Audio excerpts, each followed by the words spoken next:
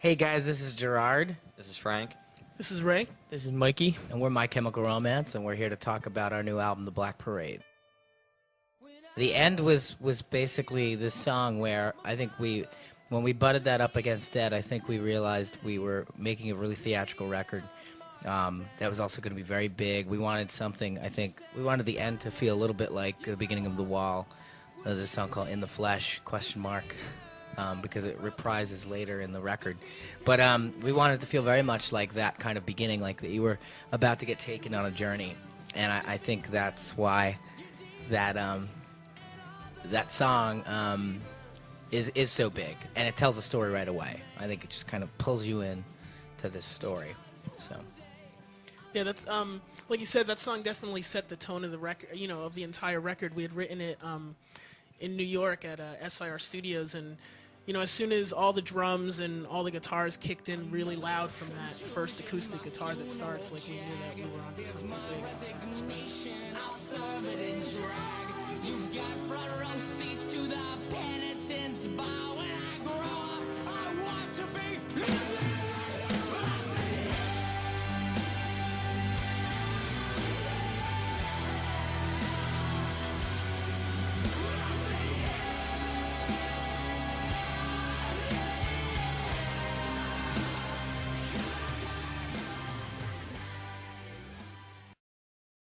Dead was written probably right around that time too. Yeah, that was right on It's one of the older songs that were written, and it's the first one that it started out as this kind of scathing social commentary, and then ended up being the song that very much fitted the story. I mean, you also notice on Dead, it's got a little bit of a 90s Britpop feel to it, which is kind of intentional.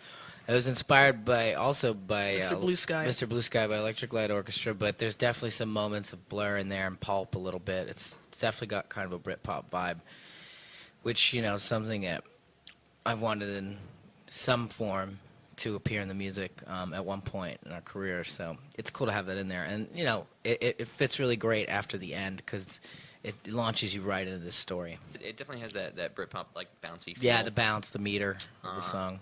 I think then going out of the chorus and into the B section, there was definitely a section we wrote, and it was almost like a walking bass line kind of thing when it was originally written, and then we kind of talked about what we could put in there to make it, just go into a different world at that point, because Gerard started singing in different character voices and things like that. And I think early on I was the one who was like, I really want tuba.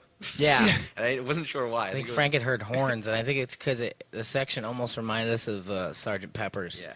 And we wanted to take it there right away on the record. We wanted to take it into this kind of Sgt. Pepper's realm because, there was really three major influences for the record, and aside from our lives and using metaphors to describe them, it was Sgt. Pepper's, Pink Floyd's The Wall, and Queen's Night at the Opera. Those are the three main records that inspired this album directly, and so it was good to have a nice little injection of Sgt. Pepper's right away. I pictured this kind of hospital in Dead, and I pictured this doctor talking to this patient in this doctor voice, and I think that comes across in that. And so there's all these like ironic horns and these slams on the piano that are happening when they're talking about a problem with this guy's heart, and so.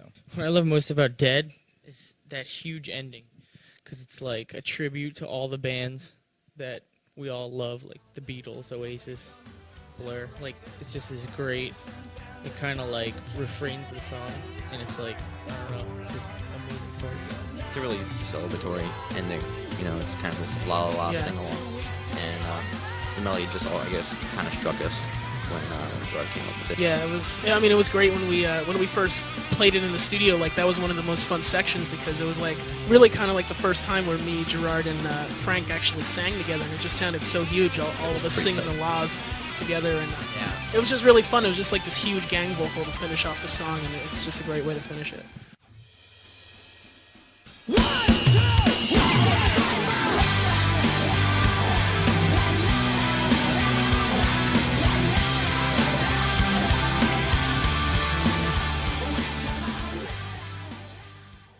Well, Sharpest, I think, it started out as a vocal melody that Gerard was kicking around for a little while, and normally we can, from knowing G, like, we all know when there's something that he's real psyched about and like really wants to get on real quick, because like someone will have a guitar at that moment and like it'll turn into a song. But it was one of those melodies that was like, let's work on it a little bit, and then we kind of just went on to other things. And then the more we got into recording, we were actually tracking at that point. G and Toro went in the other room, and I think he kind of just something about that melody keep coming back, and he was like, let's just try this. Yeah, it And- was one of those things that melody was like, it was almost kind of this one. I think me and Ray had test driven it a little bit at the Paramore, but I don't think everybody was that psyched on it. And then I was like saying to myself, you know what, I just don't think it's finished yet. And I still believed in the verse, but that's all it was really there. It didn't have a powerful chorus or anything. So, but then I just something about it. It was relentlessly in my head. So I remember one night Ray had loaned me his guitar, and I just sat down. It was one of the biggest moments of inspiration for me during the record. It was one of those cases where I just sat down with a guitar and a bunch of sheets of paper and literally try to write this whole song, where I'm start to finish with bridges and everything in it. And it was pretty crazy. The lyrics came immediately, and they were very inspired. And so I would just play it on an acoustic guitar and sing it. And actually, that version to me has a lot of charm to it too. Like, it sounds almost like a New Order song when you play it on acoustic guitar and just sing it. It has a lot of charm to it. But so then the objective was then to take that song that was almost just acoustic and then just throw everything on it, electronics, everything, and then strip away the elements to the point where it felt like it was a rock band again. So it did start with a lot more electronics than real instruments. It was like a really intense tracking session because it lasted 3 days, and Rob Cavallo got crazed about the song, and we were all just working really feverishly for 3 days and didn't stop once that song came about. So I just remember that night we were watching TV or something, yeah. and he points in the air, goes in the other room with the guitar, and comes out with the chorus. And I was just like, Time for the show, you're the one that I need. I'm the one that you loathe. You can watch me corrode like a beast in repose. Cause I love all the poison away with the boys in the band. I've really been caught up in the red show. So why don't you blow me? Work your sleep on street. I'll give you a shot to remember. And you can take all the pain away from me. Cause then I won't surrender. The sharpest lights on the set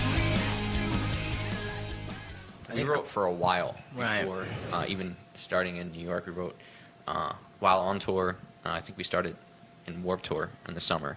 We put a little mini makeshift studio in the back of our bus, and we wrote constantly trying to get into the mindset of writing before we actually took some time to sit down and do the record. But I think the oldest song on this record is actually the first single, "Welcome to the Black Parade," because it went through so many different forms before it even got to that point. We actually wrote, I guess, the idea for it before the first record ever came out. And then it didn't get finished for the first record, and we kind of abandoned it. And then before we wrote Three Cheers, we brought it back, trying to see if it would work, and we just had so many other things that we wanted to work on that it didn't get finished. And then when this record finally, we sat down to write this record, we're like, oh, well, remember that song? And it started out really slow, and then we sped it up, and then we recorded it, and we were happy with it, and then we listened to it, and we were like, oh, this could be better. So then, but the whole process, I guess, took 3 years for that song. This song is like a real true testament to the band, how it's grown. It's a very prime example of the risks we took on the record. It encapsulates really the themes of the record, a lot of what we're trying to say, which is to be very direct to our audience and any audience we might get, is to say, the last record was about aggression and maybe violence and dealing with things in an angst way, whereas this record, we wanted people to get over that and stop being upset and really carry on through anything bad that happened. And it's also the point in the record where this patient meets up with this Black Parade, and it takes him on this journey. And so, as far as a song, it was like the biggest, hardest song we'd ever had to create together. It has 167 tracks. which is it's like I think a world record. It's got a marching band. It's got multiple snare sections. It has horns. This section we referred to as the orphan section, which is these kind of gang vocals that come in during the bridge, which we really try to shoot for it sounding like Little Orphan Annie. It does kind of encompass what the whole record is about. This Yeah. track for sure. So I think it's a really good way to, as a first single, I guess, to really give you a little bit of a scope of as to what the rest of the record will bring. So Yeah, the weird part about this song is that when we originally started writing it, the code name for it was "The Five of Us Are Dying," Ooh, which I hated. which I- it was I hate named. that name. It was Ray's really codenamed. superstitious. Right. Oh, Yeah. man. Yeah. Yeah. Really, yeah, I'm really superstitious, and I remember Don't this blame was the last song that we well, in its previous form we had tracked it, and we were getting on a plane to go to, I think, Europe. England, yeah. Yeah, we were going to England, and Oh, I I remember this. didn't want to get on the plane. I Yeah. was freaking out That was a bad because it conversation. just so happened that this song was the last one that we tracked. The Five of Us Are Dying, and then get on a plane and go play a show. Sure, have fun. Right. And I was just I almost didn't get on the plane.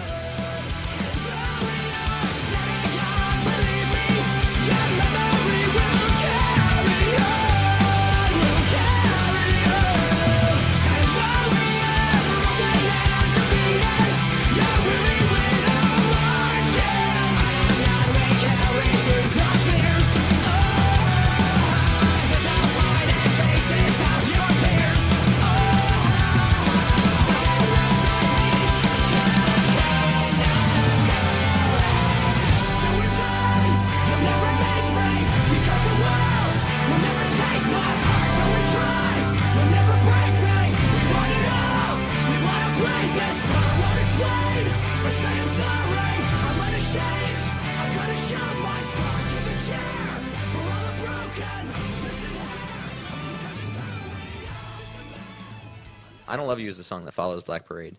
And that's, I think, was our first shot at really, kind of writing something sort of like a ballad, Yeah, something definitely. more relaxed. And I don't know, for me, for some reason, I keep thinking that it's something that Otis Redding might sing the shit out of. Yeah. Really That's why think I that. try to riff on right before that second chorus, just like him. So, it's also another song that was kind of written early on, as well. And, Yeah, that was written on tour too. I think we sound checked it on the Green Day tour while they were all. I think Green Day was playing wiffle ball. Yep, And that's we true. Yeah, that's sound right. checked it, and it was pretty powerful even back then. So, it's a song that's just very direct, and we saw this song as the patient looking back at his life in a moment where he made some mistakes. So that's really kind of what this one's about. Yeah. Yeah. Musically, too, instrumentation wise, it's very inspired by Creedence Clearwater, Who'll Stop the Rain.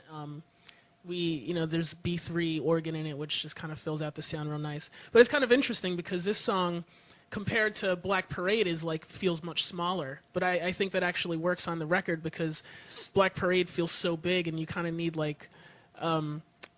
I Don't Love You is kind of very easygoing and a little breathe, has more room to breathe, and I think it's kind of nice that it follows that.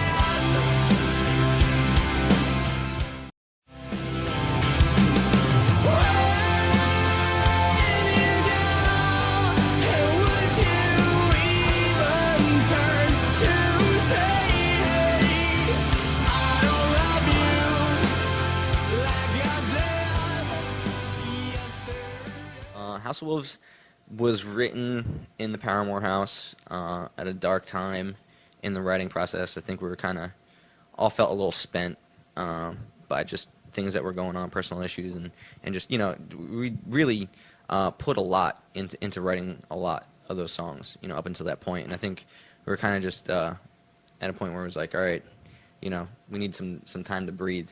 And I remember kind of just wanting to play at that point for some reason, and I picked up Rob Cavallo's really big, red, clunky I acoustic love that guitar. I love it. And I tried to write a song really hard, but for me, when I say I'm going to sit down and write a song is when nothing comes out. So I sat there and kind of just stared at the wall for about an hour, and then I just start playing stuff that I thought my dad would like. And that kind of turned into the basis of House of Wolves. Yeah.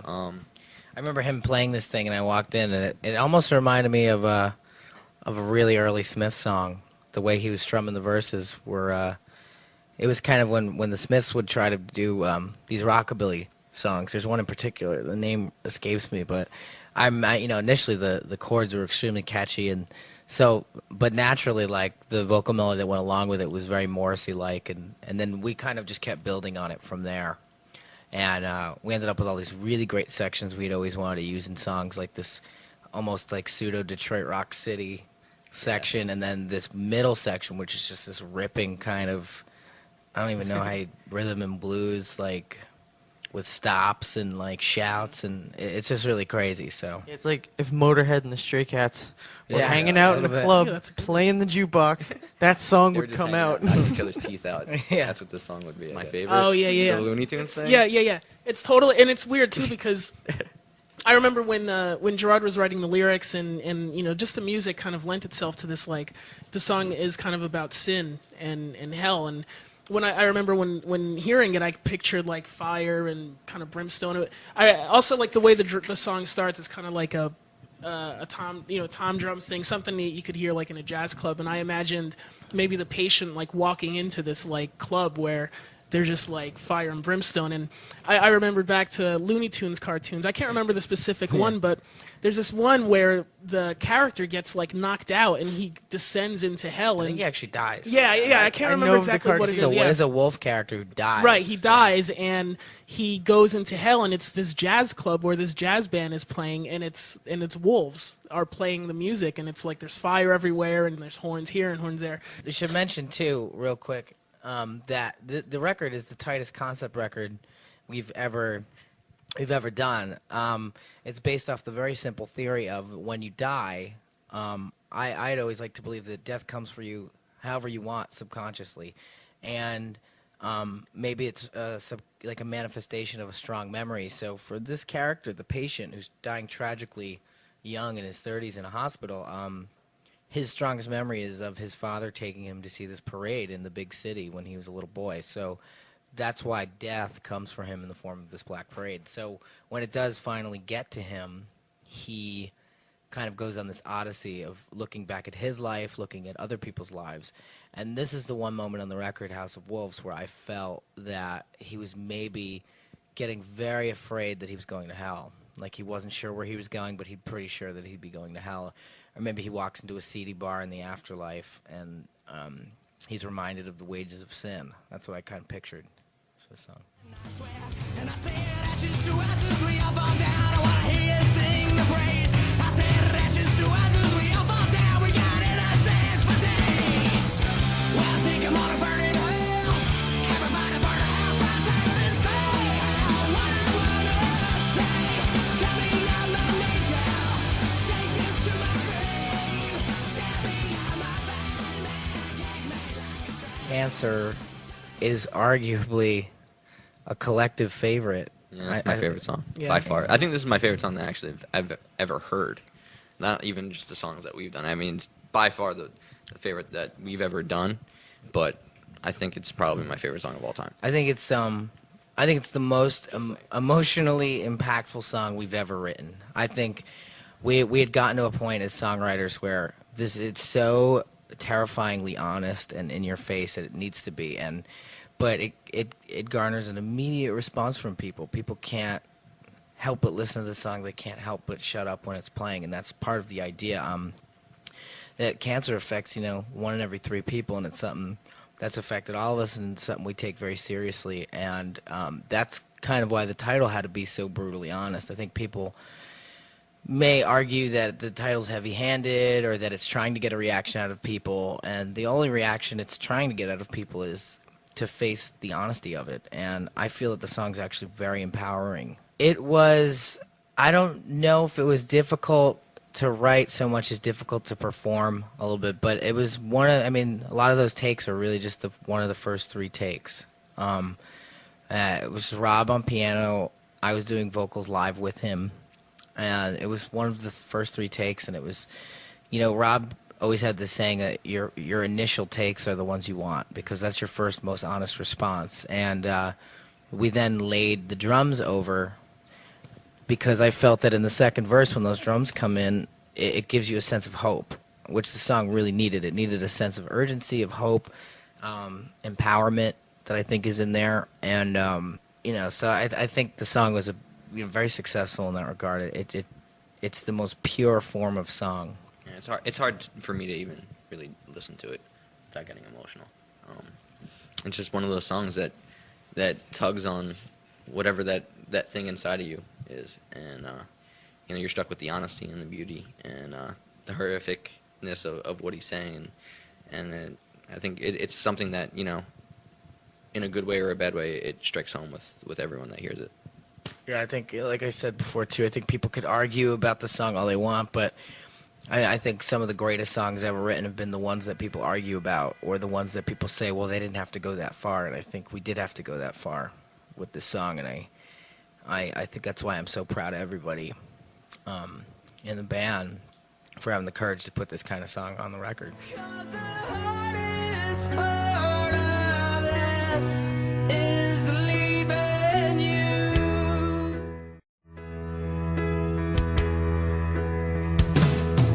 Now turn away, 'cause I'm awful just to see. 'Cause I'll start off with Mom, and then we can all tell our own stories about Yeah, Mama. I think we all have stories about Mama. We were in this arena in Chicago. I was very almost defeated. We'd been touring a long time. And I was backstage, and I just got this phrase in my head, Mama, we all go to hell. Then I just heard this kind of bouncy, Doors-like, almost Alabama song riff in my head with it, and I was like, this would be cool. So I asked Ray to come backstage, and he'd played this kind of boom, bit, and it's exactly how I described it and what I wanted, and then it started to come together. So I think immediately we brought it to sound check, and we said, hey guys, we got something new, let's check it out. And then, and then everybody, it just immediately was like, all right, we're on to something new. So when we finally got a chance to look at Mama again, we were in New York, and we dug her up kind of, and we said, all right, let's work on Mama. And we knew it was going to be a procedure, So we played Mama, and then we all just let the song tell us what it wanted to be, and we worked on it accordingly. And but we knew once we had almost completed that song that a new creative bar had been raised for ourselves, and that's when a lot of songs started to get cut.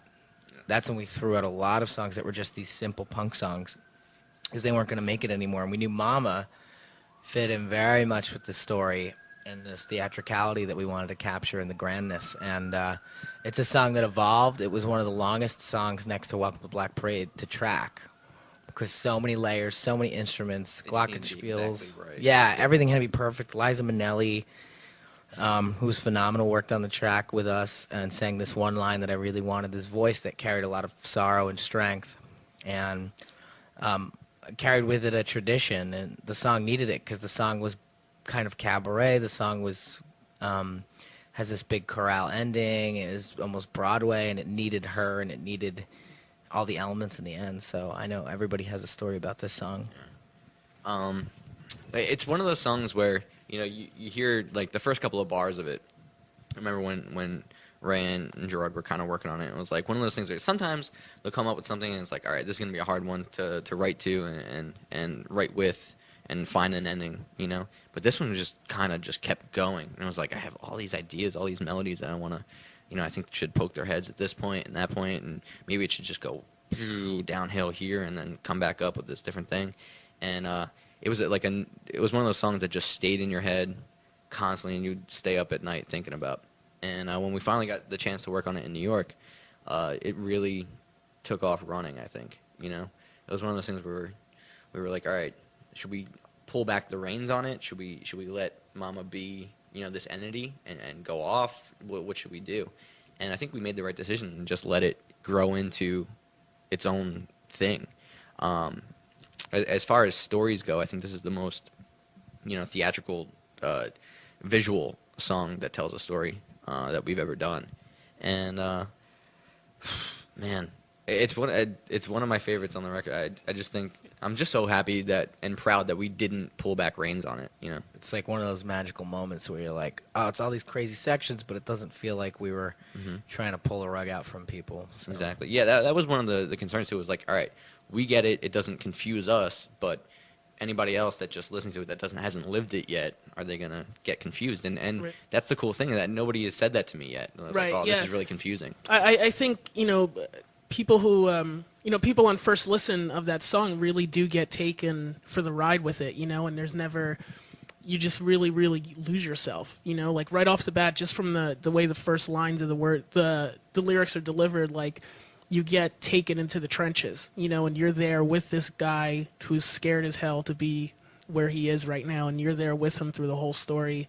And in that regard, I think it is one of the most successful things that we've done because of that. Because, I mean, you're there. You picture what's going on as he's telling the story. It's pretty great. We all go to hell. Mama, we all go to hell. I'm writing this letter and wishing you well. Mama, we all go to hell. Oh, well, now, Mama, we're all gonna die. Mama, we're all gonna die. Stop asking me questions. I'd hate to see you cry. Mama, we're all gonna die when we go to Plymouth. We should mention that Sleep was inspired by Toto. a Toto song off the Dune soundtrack. That it's actually, to me, one of the most powerful pieces of music I ever heard. I think it's called Final Dream. It's about 1 minute and 10 seconds long. It's one of the most emotionally moving pieces of music ever. I'll never forget the night that you guys were like, yo, we gotta write a song that has this feel to it. And I remember coming down one night, I was like, you guys are just up all night watching nerd movies. Yeah. That's exactly what came out of my mouth. And the next day it was like, bang, nerd movie come to life. It just inspired a little bit of the music. But the song was actually inspired by these nightmares that I used to have at the Paramore, which were way worse than nightmares, actually, and way worse than night tremors. It was just like these things where it felt like my heart was stopping. It felt like I was being choked. I wasn't breathing. I wasn't sleeping. I was sleeping like a half hour a night. What I think it's so amazing is, I've always wanted us to write, big guitar rock kind of, driving, something that reminds me of, the early mid-'90s. And that's exactly what this song reminds me of. And while they're playing it, you could just, imagine, those bands, the bands that you grew up, Yeah, they were heroes. Pumpkins, Yeah, for like sure. Smashing Pumpkins.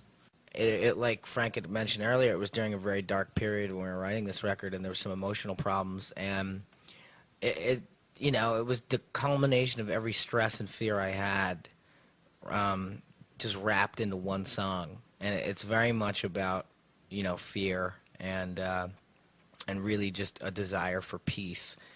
And musically, I think it's the most epic thing we've ever captured. Rob devised 2 new guitar tones for this song. One is called Black Fire, the other is called Nemesis. Nemesis. Which is the greatest guitar tone to me ever. It's so punishing and large. As soon as he developed it too, I think Ray hit a chord and one of the walls just fell down. I think so, seriously. There was some kind of makeshift wall we were using to close in some sound. I think Nemesis knocked it over. Crumbled So under the foot of Nemesis.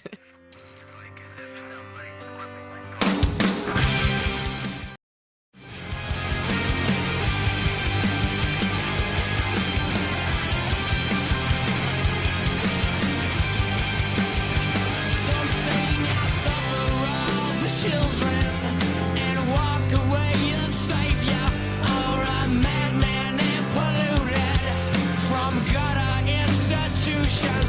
Don't you breathe on me, undeserving of your sympathy, 'cause there ain't no way that I'm sorry for what I did. When through it all, could you cry? Teenagers. Teenagers is it's the craziest song on the record. It's one of the craziest songs. It was the source of heated debates many a night. I was riding the train into rehearsal at SIR in New York, and I had found that I'd become very paranoid and very much out of touch with living a normal life. And every time school let out, I get very scared, and I didn't know why. And everything made me nervous. I was always on my toes because I was afraid of what kind of attention I would draw to myself because even before the band, I would always attract negative attention because I'd always wear black or something. But since being in the band, it got a lot worse, and so I always got nervous on subways, and I had to ride them every day from Queens into practice. But one day on the train, I just wrote these lyrics and this melody in my head, and then we got to practice, and I showed it to everybody, and I think most of the people thought If not all of them. if not all of them, thought I was absolutely crazy. That's what sold me on the song. And that's initially what. So yeah, Ray was just all about it right away because of that. Like he was like, "This is." What'd you say? I think I might have actually used the word genius. Yeah, I may well- have said genius. All right, through my eyes, what happened was I think I walked in a little late. Through the same practice person's that day. eyes, this is what happened. And I hear them like kind of jamming on this like T-Rex vibe kind of thing, and I was like, oh man, this is gonna be funny. So I sat down and we just started all playing it. It was like, and I just I was laughing and playing, and it didn't change from that first day. And the song ended and was like, all right, so what was that? Right? And they were like, oh, what do you think? And I was like, I thought you guys were joking around. Right. And then like everybody that would come in the studio after that, Gerard was like, we gotta play them teenagers, and I was Yeah. like, you're serious? Yeah.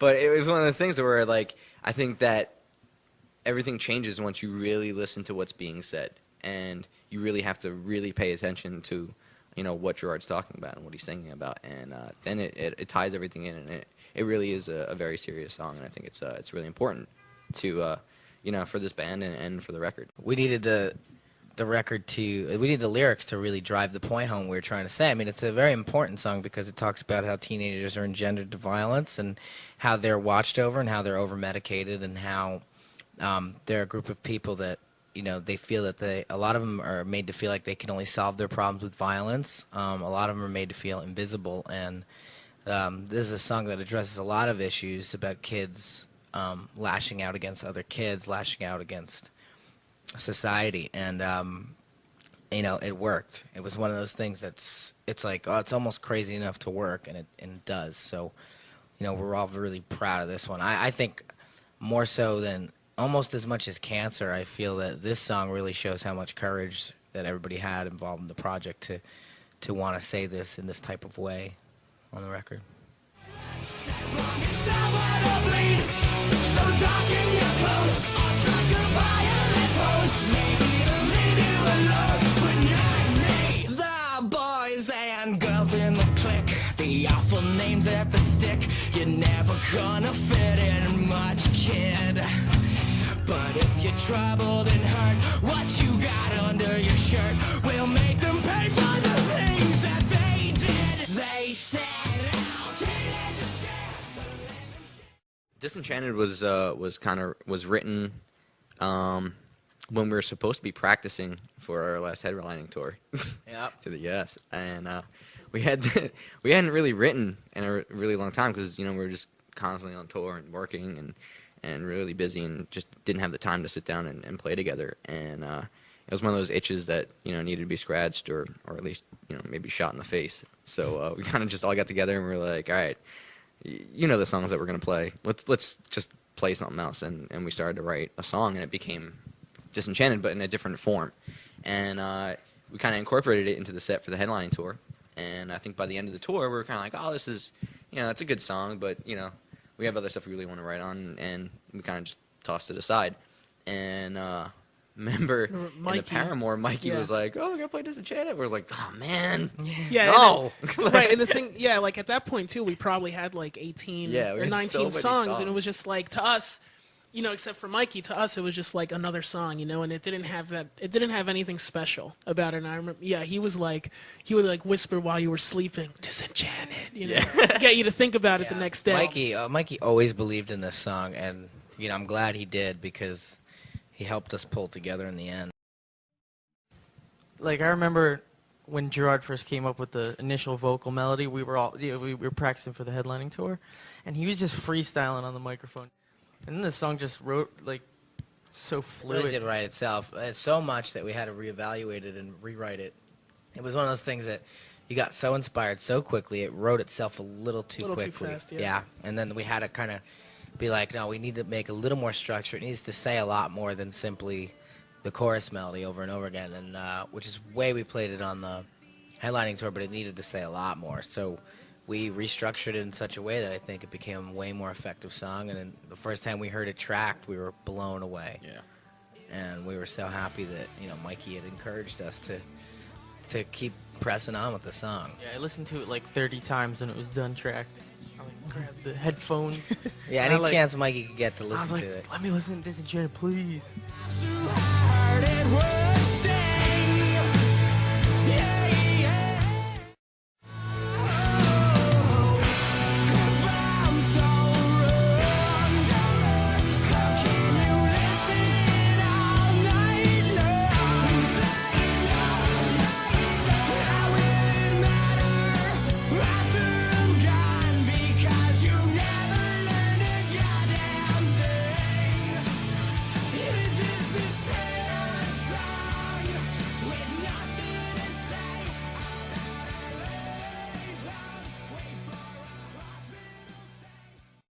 Famous Last Words is it's the last track on the record, and it's my favorite track. It kind of, what I love about it so much is that it really sums up what the whole record is about. You know, really the message that we're trying to convey through the story is for people to, you know, live every day like it's their last, and live it to the fullest and really enjoy life.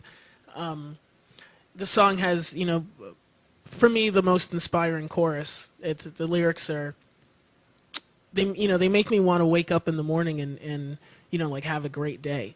That's the best way to describe this song. And that it's actually really heavy and really powerful as well. Like, it's one of the it's pretty interesting because it's like more of a moderate tempo song for us. You know, most of our songs are either, you know, slower tempo or like Mach speed, and this one kind of falls in the middle, and it becomes way heavier because of that. Yeah, it's like I said, it's just one of my favorite tracks. It's a great listen. Yeah, it's one of the most emotionally powerful songs on the record. It's an extremely difficult subject to personally talk about. It's one of those things that's just very hard to put into words. It's almost like that kind of song where you just have to hit play for somebody, and maybe they'll understand you by the end of it. It's heavy. Every time that song comes on, it's so emotionally heavy. I just kind of like get taken aback, and I'm like, oh man, this song. And but you know, I think it's the most powerful choruses we had ever written together, and it hits you in the stomach like a hammer. And I know it's Brian, our manager's favorite song that we've written, and you know, it's special to everybody in the band in different ways. It's a great way to end a record. It's a nice sentiment. The best part about this album is that we got to say a lot of things to our fans that before we could only say to them in live performances in between songs. And the great thing about this record is we got to say it in a song. And this is one of those songs that says it very directly in the song. And I think it's really very much about saying, I can do this alone sometimes. I really don't, you know, I can get through this. I just have to be strong and I'll get through this. I can you know, I can make it. I want to live.